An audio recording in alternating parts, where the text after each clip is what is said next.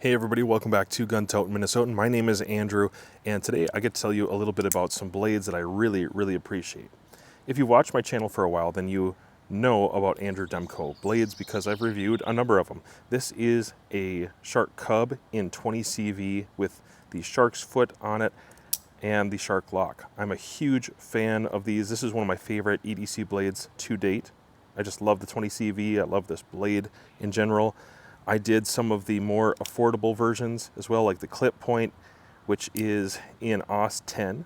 Really cool blade, very sharp and slicey. That's the clip point.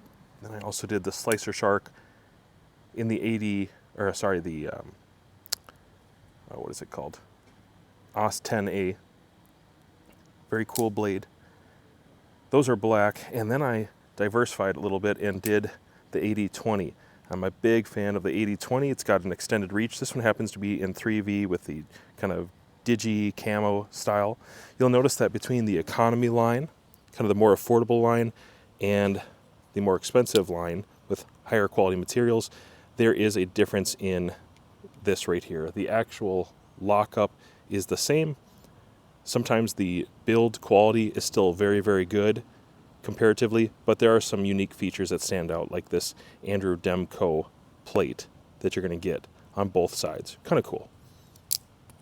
Out of all these blades, it's actually hard for me to pick one that has done the most cutting. I've done a huge amount with the 80-20.5.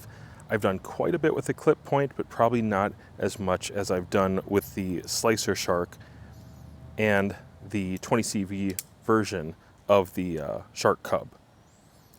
These have been used heavily, and maybe the slicer shark, the economy version here with the AUS 10A, might have done the most cutting out of all of them because it's more affordable, and I like the spear point design. It's comfortable, it's easy to EDC. One thing I probably would appreciate would be G10 over these scales, even though these aren't bad and they almost feel like G10.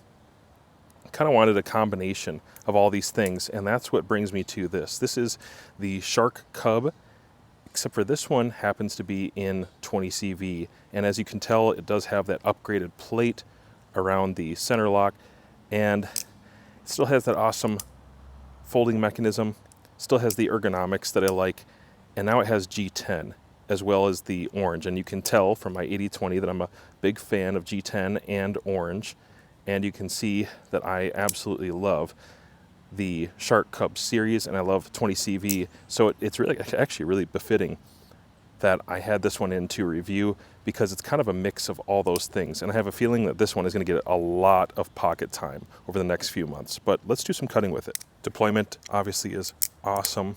I'm probably not going to talk about that a lot because I've discussed it in so many other videos, but deployment on these is amazing because it's got an awesome pocket clip with just the right amount of tension against that G10, and this is the most like, what would you say, fidget friendly blade and lock that there is on the market, hands down in my opinion, and it's very strong and reliable. So deployment wise, yeah, it's easy to get used to. But for me, I need to be able to cut up fabric a lot. So whether that's making gun patches or rigs or doing a little bit of leather work, I usually use the blade that's in my pocket because all my blades are kept pretty nice and sharp. So it has to be able to cut fabric relatively well in order for me to carry it often, or I get frustrated with them, and I typically sell them if they just can't slice well. This one's called the Slicer Shark, so it better do this reasonably well. And right off the bat, all the way through. Yep, it's pretty slicey, it's pretty sharp.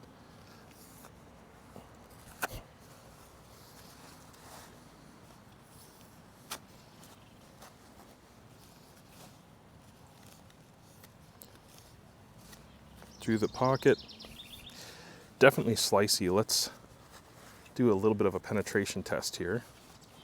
Just make sure that it can stab through a good amount. That's actually quite a bit of fabric. Okay, I'm gonna get my hand out of the way so it doesn't wind up in the test. Yep, all the way through down to the tip. Let's zoom in a bit. So there's a nice stopper right here in the hilt. And this is not overly sharp or aggressive. It doesn't hurt my hand. I don't do a lot of penetration tests with blades, but in general, I just need to know that it can do it, and it definitely does. It's piercing through all those layers of like this thick Cordura short that I had, and no damage to the tip. Let's see if I can basically slice through this whole amount right here. That went mostly all the way through with one press. Wow, this is better than I expected. That's quite a bit of fabric to cut through in one pass. These are really thick. I know you can't feel it through the camera. You can't tell exactly what it is, but this is a really thick, almost like Cordura-like fabric. And it made it through in 2 passes. Again, it's got that belly. That sweep is really, really nice. It's convenient to have, especially in such a small, compact blade. Having the ability to do that just adds to the versatility. And if you look at the way that this meets up, even with that hilt, which prevents it from touching down, it still has enough belly to make a sweeping kind of gliding cut like that. And you can use the tip all the way through. Next, let's do some actual slicing of cardboard. Test out that 20 CV and how it handles just single thick cardboard. A pretty good portion of it to cut up today. See how it slices through. Oh yeah. Very slick. Let me back up a little bit so you can get a better picture of this.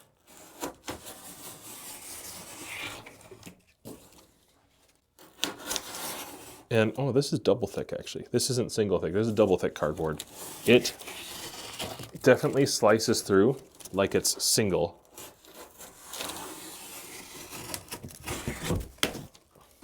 Wow.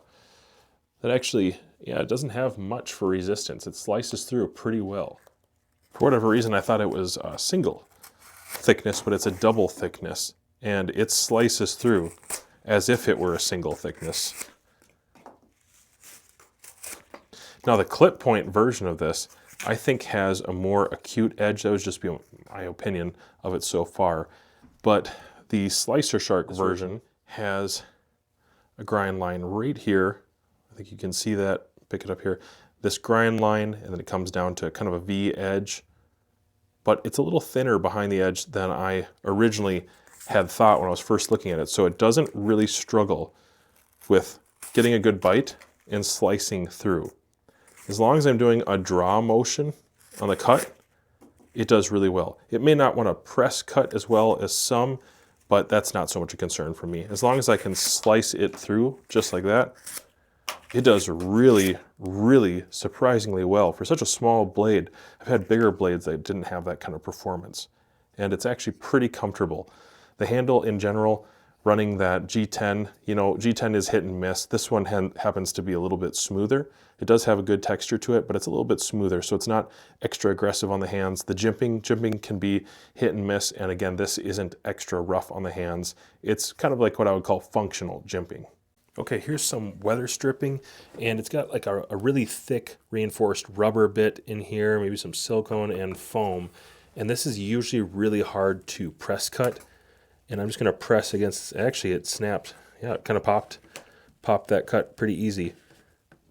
Because of the belly, I can rock back and forth. It has just enough belly to it that making those kind of cuts is a little easier. If you have a sheep's foot, that has some other advantages, but one thing that this has with the belly is that it can rock, and it would be the same thing for the clip point variant as well, is I can go back and forth in the cut and pop that out. And that's a really tough, really hard piece of plastic and rubber, a little bit of silicone. That's tough to cut into. This is not a delicate or not a very soft, easy to cut substance. And it's cutting through with pretty minimal effort. I've had big knives where I couldn't even make it through without basically sawing at it. And this I can pretty much push cut and then a little rock, and that's enough to get those cut. That's pretty significant actually. That's hard to cut through stuff. Continuing with some slicing cuts.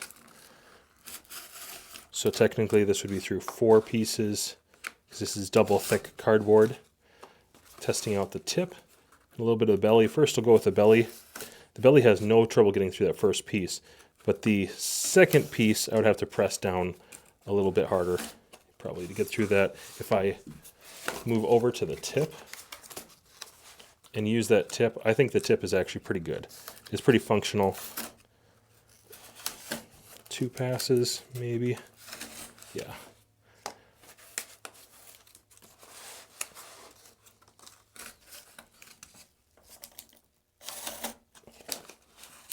Yeah, if I put the effort into it, I think it probably would.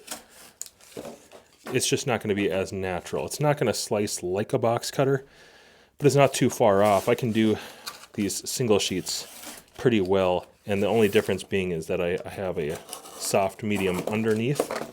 So cutting against this cardboard, it kind of takes some of the pressure out of the cut. It's sharp enough that I want to be really careful with my fingers because I feel very little resistance when I'm actually dragging through. It's just mostly getting the cut started rather. Yeah, that's really sharp still. And this steel, this 20CV it's impeccable. I really like 20CV because I can basically cut, and then strop on something as simple as cardboard. And I find it pulls the edge back really quickly. One of my favorite steels to strop actually has been 20CV. It takes just a hair popping edge after a strop, and I'm right back to doing stuff like this on EDC blades especially. What you're looking at here is hard, thick plastic. I'm not actually sure how I'm going to be able to do against these 2 pieces. These are really, really thick. Like I might have to practically baton the knife to get it through some of this, but I figured it's a good enough test. Let's find out if I can do anything against this. Yeah, most of the way. It had a little snap there, but it actually sliced through most of the way on that plastic. Let's see, can I press through it? Definitely. Yeah, actually, I'm all the way into the wood. From the factory, guys, these Demko blades come razor sharp. I've never had an issue with a Demko blade from the factory. One thing I appreciate about these is, although it's a V-grind at the end, it's got enough to it. They reduce the angle on that, so it is very slicey. If it was a stronger edge, it just wouldn't probably perform the same way. And I know some people want just, really an aggressive edge or a really, really almost dull edge for basic use. And I like something in between. I feel like this is in between. So it's not hyper aggressive to the point where it's going to dull out too fast. And then it's also not so robust that it can't hardly slice. I think it's really in between. And they did a good job of choosing that for 20CV because this stuff strops back amazingly well. And I'd like to keep it in a condition where I can just hit it up at the end of the day and strop it back after doing something against, an abusive medium like plastic or wood. This is really thick. I don't know that I can even get through this. Wow, actually, oh, that's a really durable, hard piece of plastic, and it's cutting through that. Not too difficult. Not putting a huge amount of pressure in my hand to make that cut. That's excellent. Can I press cut it? Yeah, I can actually press cut it. That's really great. I think some of that comes down to the lack of thickness behind the edge. Kind of slips into that material pretty well. And it's not an overly thick stock to begin with, but this reduction in the grind here helps quite a bit, would be my guess. Here I've gathered a little bit of broadleaf plantain. So if you were going to be making something and working with this in the kitchen and you needed to process the plantain a little bit before eating it, obviously that belly allows you to cut relatively well. I don't have a perfect even flat cutting board surface underneath this, but I can still cut out strips with no issue. If you had maybe a Tonto or some other blade styles, you might just have more difficulty doing a task like this, but because of the belly, the slicer shark gives you a lot of opportunity to rock the blade or change the angle and find the most functional slicing bit to get through things, especially against a flat surface like a cutting board.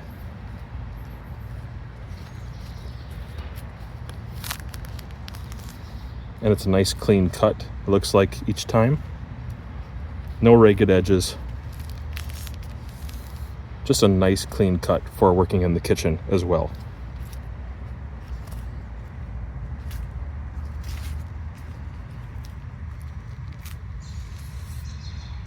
Yeah, really nice clean cuts actually. In my experience, 20CV does not struggle with cutting plastics. It does pretty well. But let's go ahead and cut this zip tie. Oh my gosh, it's just like butter. And normally these are heavy duty zip ties. These aren't the light ones. These are more like for mechanical devices and reinforced zip ties. Let's cut through 2 portions. Yeah, even that was not difficult at all. Sometimes with a fatter edge, it will pop the cut and they'll kind of explode apart, and then with a slicier edge, you're pushing through the material. This one is pretty slicey, and I pushed through the material, and very low resistance. It's not difficult to get through that at all, and I don't believe this is going to do any damage to the edge. Get a good flat spot here. Let's do one more cut, and then I'll just review, take it in a little closer. So I've done wood, I've done a mild amount, like a little bit of aluminum so far in cutting. Some reinforced braided wire, rope, paracord, string. Done some food. Kind of a lot of wood actually, a lot of wood. And plenty of plastic at this point. And I'm telling you, that edge looks just fine to me, but let's go ahead and test it to see if it's shaving sharp. Let's see, I'm gonna back out a little bit. Okay. Nope, it is not shaving sharp after all that. I don't expect it to be, but let's see how fast I can strop this back to shaving sharp. Okay, I've got a small amount of corrugated material here, kind of a hard plastic, going through against the grain. It's nothing. Going with the grain, don't even feel it. Let's see if I can get you in frame here. Maybe you need to see it this way. I don't know if I'm doing a good job of showing you just how smooth, like very low effort to push through that at all, and cutting cross grain. Like I don't hardly have to push the knife. Just glides right through. As long as I don't cut with a choil. Obviously there is a little bit of a sharpening choil there, and if I get hung up on that, it's going to stop it, but if I stay on the edge, hardly even feel it. Very well done there. I know that this isn't a woodworking knife, and I'm not going to really expect that out of it, but I do like to find out what I can get away with just my pocket knife. Let's see if I can do at least a handful of respectable curls out of this fairly tough piece I have in front of me. Just gonna make kind of a slot to start with here, a slat rather to start with. And V-grinds are usually not too difficult to make feathers with. If you don't press hard, you tend to get lots of curls. If you change your angle, so you're not like this, you're not like this, and then you drift it back just a touch, typically you can make reasonably good thin feathers. Some thin feathers in a needed situation. Using this, enough to get a fire started. Might not be as comfortable as using some of the other Demko fixed blades, but it's not terribly hard. You can see it does the trick. And if I took my time, it could probably do it pretty well. All right, so it's an EDC blade. I don't expect it to be an amazing woodworking blade, but since it's an EDC blade, it has to be able to do some basic tasks that you would have to do with your folding knife. So for me, I need it to do chest lever a little bit.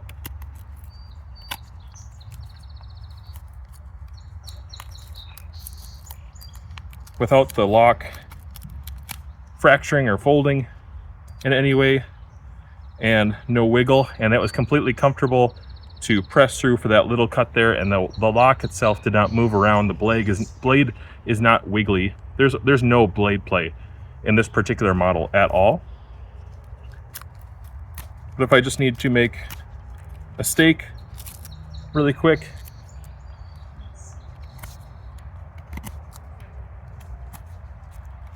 it's plenty comfortable for that.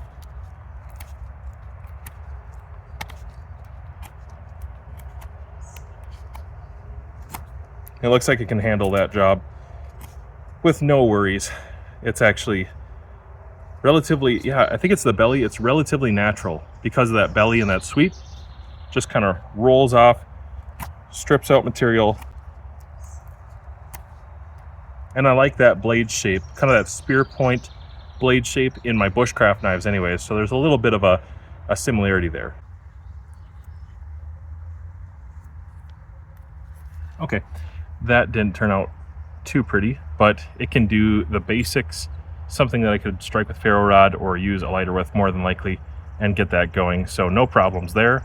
Moving on to a little bit of notching.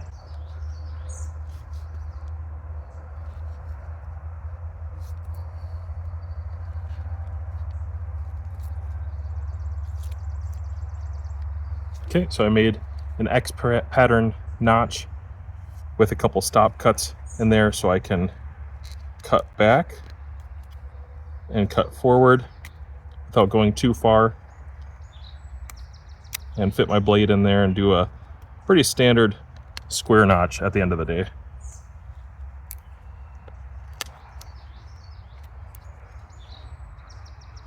Knife actually cuts, sinks in relatively well.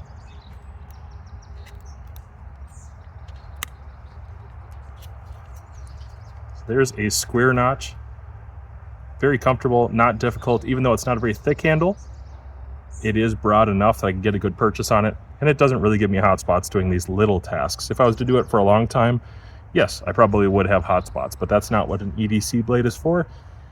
Probably go to something like one of the Armiger 4 fixed blades from Demko for a notch making period, or I was going to do some bushcrafting, I'd probably go for one of those 80 fixed blades instead. But if I had to use it, I could do this, and I could do it relatively well. What you're looking at here is just a very homemade little block.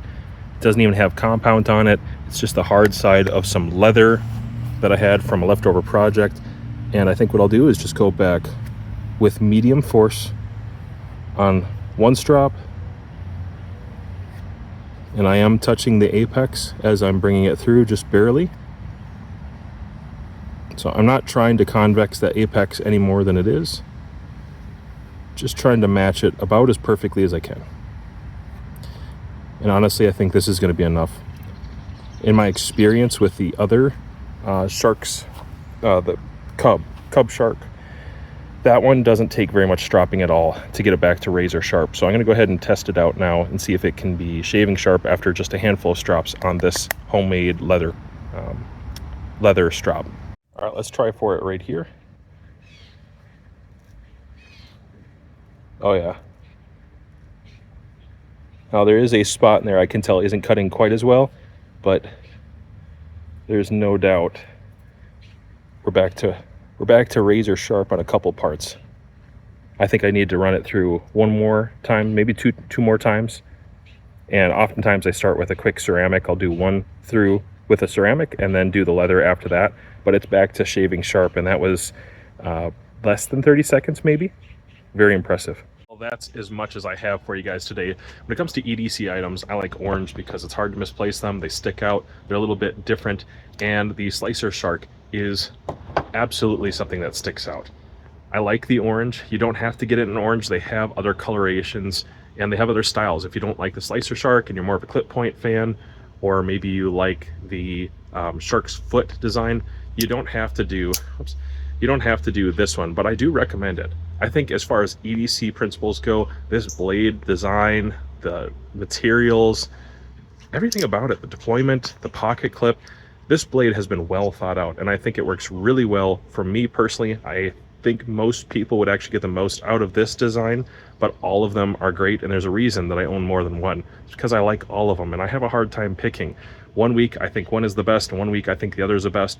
But what I can tell you is that Andrew Demko blades are clearly superior, highly recommended, excellent materials and craftsmanship, and one of the best brands to actually be supporting when it comes to folding or fixed blades. So go head over to the website right now and find out if there's something that you like. I can guarantee if you get one, these are going to be something worth the money, every penny.